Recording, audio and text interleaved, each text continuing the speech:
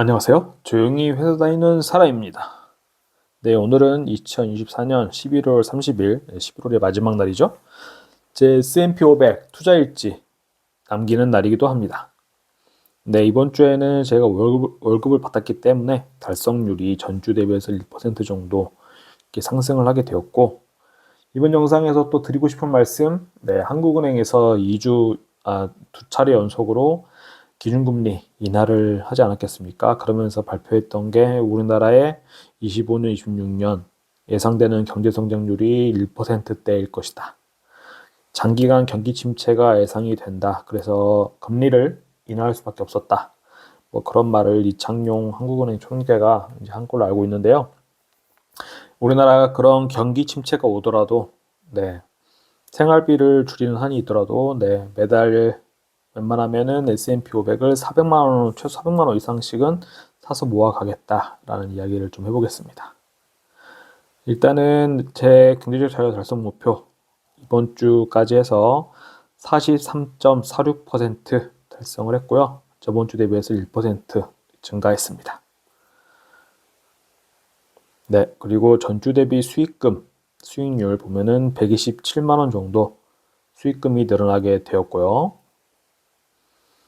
한 주간의 S&P 500 지수 변화를 보니까 딱 1% 이렇게 올라서 다시 6천을 돌파했습니다. 그리고 달러 원 환율은 아마 뭐 정부에서 환율 좀 방어를 한 것 같아요. 1,400원을 더 이상 넘지 않고 1,395원대 이렇게 왔다 갔다 하고 있고요. 주중에는 1,400원 넘긴 했지만 살짝 내려온 모습을 보였다. 근데 저는 이창용 한국은행 총재가 이제 기준금리를 3%로 네, 2번 연속 인하를 했고, 이런 경우가 이제 15년 만에 2차례 연속 내렸다고 하는데, 15년 전이면 언제냐? 제가 군대에서 이제 갓 전역했을 때, 군대에 있던 시절 2008년, 9년 이때겠죠? 그때 뭐가 있었냐면은 미국 금융위기, 리먼 사태가 있었죠. 제가 군대에 있으면서 이제 그땐 주식 투자도 크게 하지 않을 때여가지고 그 부대의 대대장님이 보고 내놓은 그 신문에 경제지만 이제 제가 재밌게 보던 시절이 있었는데 그때 우리나라 전반적으로 힘들었죠. 그 다음에 이제 그걸 극복하면서 차화정 살아나면서 경기가 회복이 됐었던 그런 기억이 나는데 그때 경기가 어려우니까 그때 2번 연속 네, 금리 인하 했었는데 이번에 또 그랬다. 그러면서 발표된 게 2025년, 26년에 또 1%대의 경제 성장률이 예상이 된다. 저성장이라는 뜻입니다. 한마디로 2% 밑으로 상정한다는 거는. 그러면서 이 기사를 보니까 전 마음이 점점 더 급해지는 것 같습니다. 지금 집을 내놨는데 당연히 올해 안에는 집이 안 팔릴 거라고 보고 있고 내년이나 돼야 대출 규제가 좀 풀리면 좀 거래가 될까 싶은데 왜냐면은 왜 급해진 이유가 환율이 지금 1,400원대죠. 그래서 과거 대비 많이 높아진 상태라서 아무리 S&P 500이 좋다 해도 매수하기엔 좀 부담스러운 구간인 듯 싶다 가도 한편으로는 우리나라의 이런 경제 성장률을 보면은 앞으로 어차피 그 달러 원 환율은 뭐 예전처럼 1,100원대 이렇게 오지는 못할 것 같다라는 생각이 들어서 1,400원 환율도 나쁘지 않은 상태일 수 있겠다. 앞으로 뭐 1,500원이 넘을 수도 있고 그런 장기적 추세로 가면은 오히려 1,400원대가 싼 거가 되는 거 아닌가라는 생각이 들었죠. 근데 미래는 알 수 없긴 합니다. 이번 주에는 말씀드렸다시피 이제 월급과 DC형 퇴직금이 입금되어가지고 이번 올해 입금한 금액은 이제 퇴직금 포함이라서 좀 높아 보이는데 6,300만 원 입금이 되었고요. 수익금은 3천만 원 정도, 수익률은 23% 정도 하게 되었습니다. S&P 500 보유 수량을 보면은 제가 25일에 월급날 208주 타이거 미국 S&P 500을 208주 매수를 했고요. 한 420만 원어치 되죠. 그래서 5,900주 정도 되고 좀 있으면 6,000주도 이제 돌파를 할 것 같습니다. 그리고 제 포트폴리오 보면은 네. 타이거 미국 S&P 500이 45.9% 제가 절세 계좌 위주로 투자를 하다 보니까 VO는 추가로 사지 않고 있고 이 비율이 점점 더 매번 영상에서 높아져 가는 것 같습니다.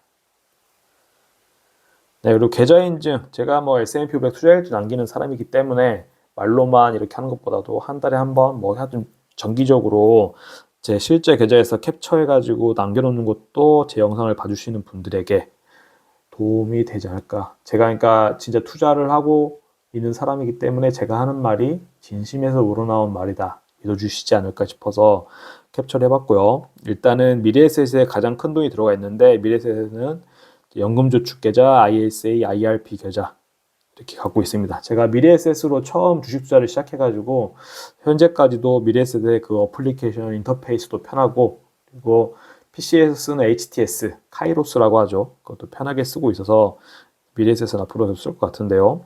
1억 3,200 정도 이렇게 평가금이 들어가 있고요.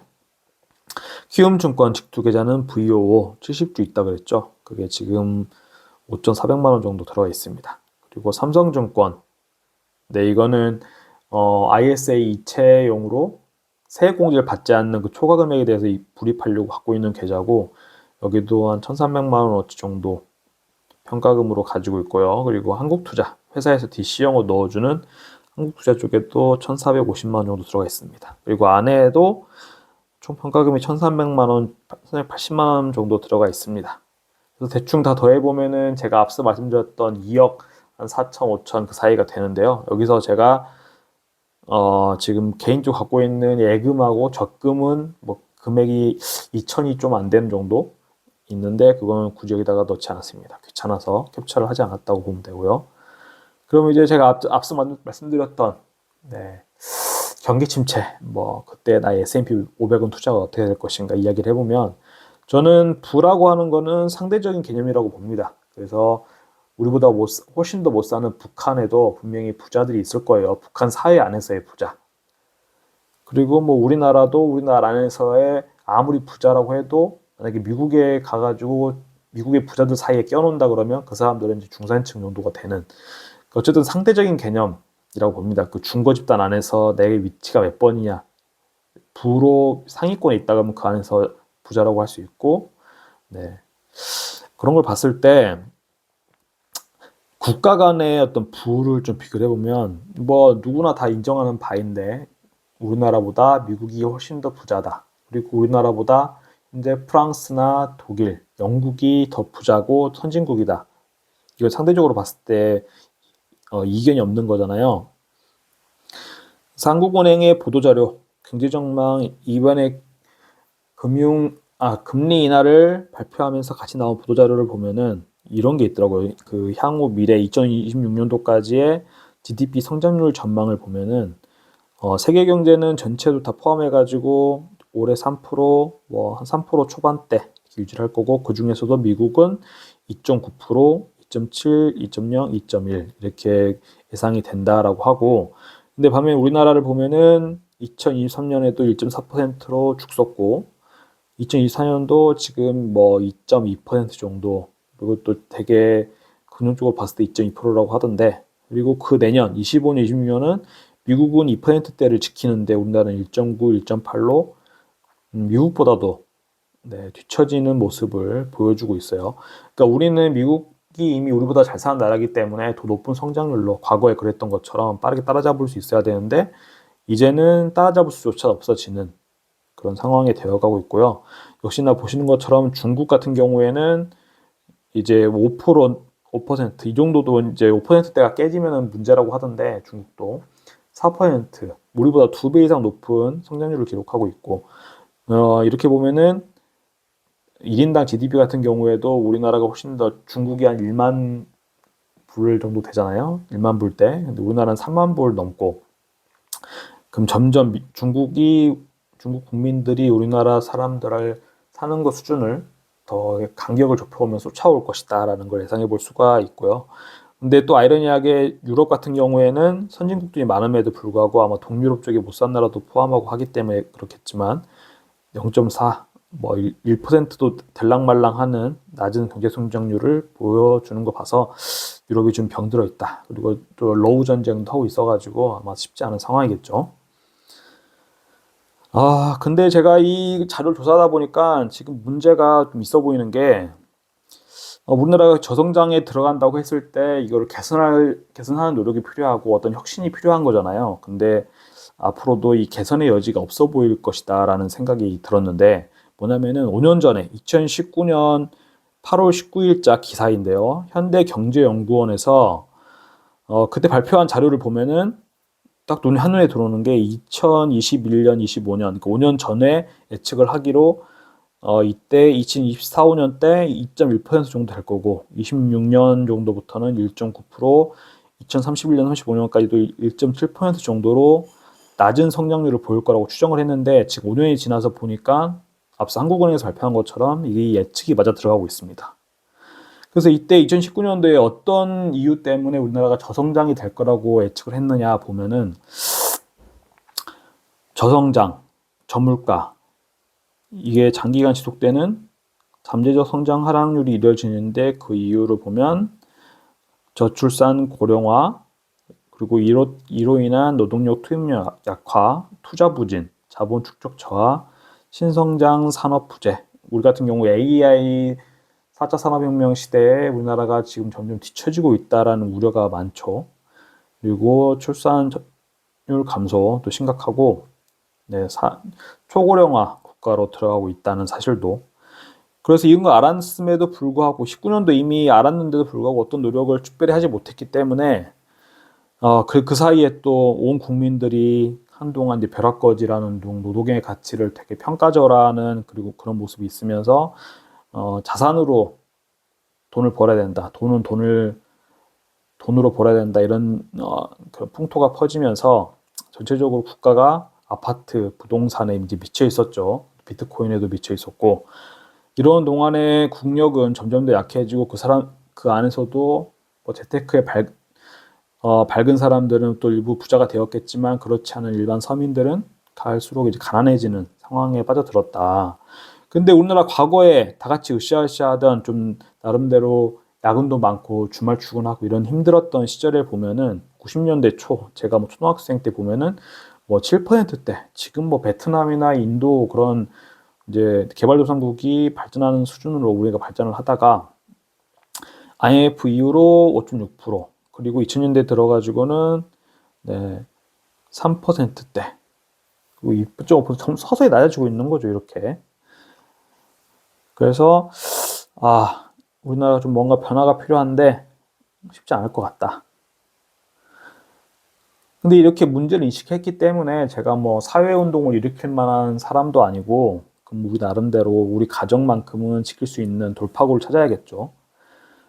이때 마침 해가지고 11월 28일자로 또 3, 4분기 가계동향 조사 결과가 발표가 되었고요. 이거는 여기 보시는 것처럼 분기에 한 번씩 발표가 되고요. 다음 4, 4분기, 이번 연도 4, 4분기는 내년도 2월 27일에 발표가 될 건데, 여기 자료를 보시면은 재밌는, 나 말고 그러니까 지금 온라인이나 주변 사람들한테 직접 물어보기 힘든, 너네들은 얼마를 벌어서 얼마를 쓰고 있어?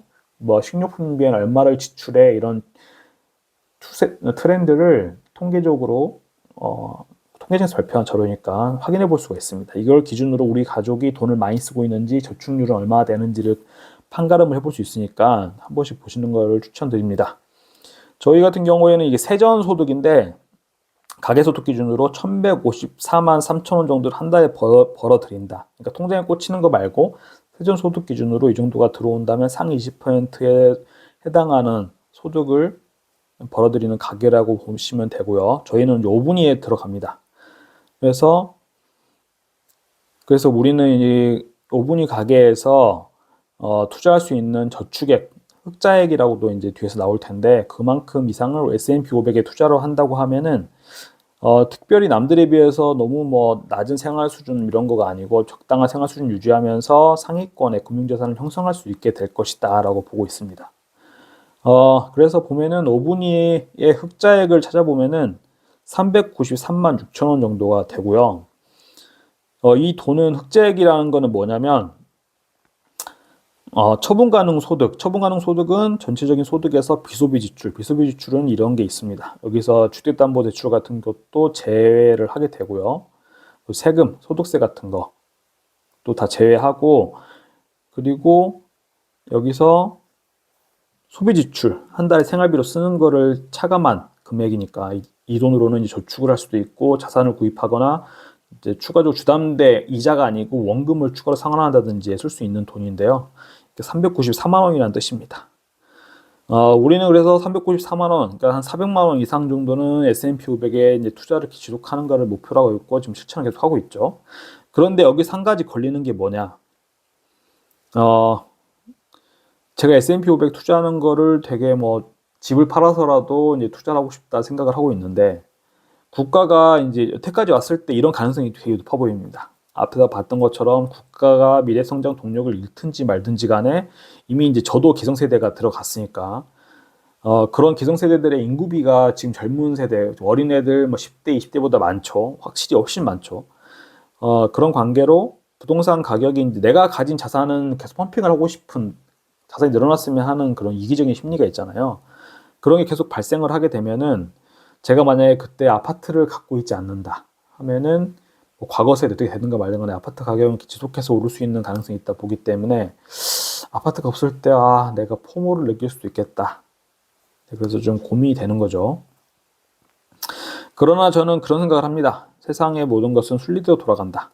아직 37년밖에 안 살아본 인생이지만은 어쨌든 잠깐은 제가 봤을 때 사람들이 이제 우연한 행운과 불운 이런 것들이 이제 반복이 되는 것 같아요. 하지만 인생 전반으로 긴 시계열로 보면은 결국에는 그 사람마다 뿌린 대로 거둔다라는 것이 저는 적용이 된다라고 보고 있고요. 2019년도에 이제 현대경제연구원에서 경제 전망을 이제 말한 것처럼 우리가 별다른 노력을 하지 않으면 그 사이에 뭐 코로나 시즌에 집값 엄청 오르고 주식도 막 오르고 비트코인도 막 오르던 시절이 있었잖아요. 코스피도 3천 넘어가고. 그런데 그게 결국에는 다 거품이 꺼지고 코스피는 다시 2,400대로 복귀하고 집값은 이제 뭐 제가 당장 당사자인데 고점을 찍고 내려와가지고 거래조차 잘 되지고 있지 않고 이런 상황만 봐도 모든 거는 이제 순리대로 결국에 폭등 하락이 있더라도 그런 장기적인 추세를 쫓아가는 것 같다. 그래서 저는 뭐 인생관 그렇게 봅니다. 인류의 뭐 반만 년 이상의 뭐 오랜 역사 속에서 사람들 간에 구전되어 오는 공감과 호응을 사는 그런 삶의 원칙들이 있잖아요. 삶의 방식들. 그런 거대로 좀 머릿속에 항상 새기며 살아가면 좋겠다라는 생각을 하고요. 지금 당장 떠오르는 거는 먼저 뿌린 대로 거둔다. 세상에 공짜로 얻어지는 건 없다. 현재에 충실하자. 인내는 쓰고 열매는 달다. 진정한 노력은 배신하지 않는다. 정도가 되겠습니다. 그래서 저는 재테크 S&P 500을 모아가고 하는 거에 있어서 어떤 단기간에 부자가 되는 일확천금을 노리는 것보다는 회사 열심히 잘 다니고 나름대로 현재에 재밌게 살 수 있는 대로 소비도 좀 하면서 내 나중에 노후를 대비하는 차근차근 준비하는 그런 삶을 살아보겠다 말씀을 드리면서 이번 영상 여기서 마치도록 하겠습니다.